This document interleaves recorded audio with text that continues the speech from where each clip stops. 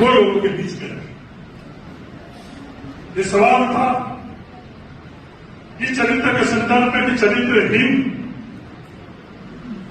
लोगों से आपको समझौता करना चाहिए, नहीं करना चाहिए।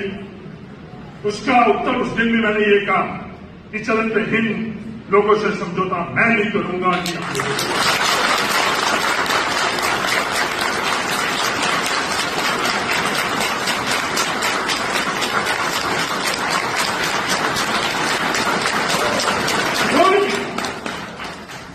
कोई भी आकर मुझे सार्वजनिक मंच से ये कहते हैं कि चरित्रहीन ताकतों से समझौता करना चाहिए, तो मैं उसको समझूंगा।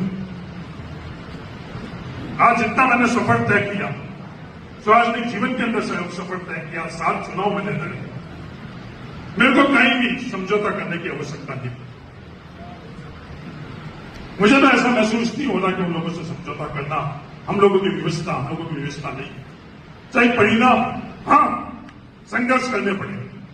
हाँ, जो सवाल खड़े कर रहे हैं, सवाल कहां से खड़े हो रहे हैं? ये सवाल जो खड़े कर रहे हैं, कई तरह के जो मूल बात है उसको भटकाने के लिए सवाल खड़े कर रहे हैं।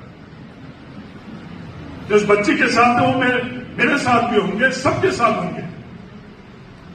वो ये पूछ रहे हैं, जब मैं सवाल का जवाब दे रहा हूं कि चरित्रहीन के साथ समझौता नहीं कर रहा हूं, तो वहां से सवाल खड़ा कर रहे हैं कि साहब आप तो इस्तीफा देने की बात कर रहे थे, पीछे हटने वाला हरीश चौधरी नहीं है।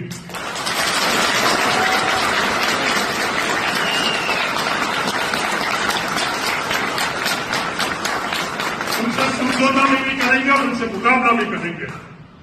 जो सवाल जो खड़े कर रहे हैं, उन लोगों को भी पता नहीं कि सवाल के मूल खड़े करने वाले की मंशा क्या है। वो चाहते हैं कि सवाल, जो मूल सवाल है, वो सवाल से वो इधर उधर हो जाए। वो मूल सवाल से इधर वो उधर होने की बात नहीं। हाँ, लड़ाई है, लड़ाई कई दिशा के अंदर लड़ी जाती है। सामाजिक लड़ाई भी लड़ी जाती है, राजनीतिक लड़ाई भी लड़ी जाती है, न्यायिक लड़ाई भी लड़ी जाती है।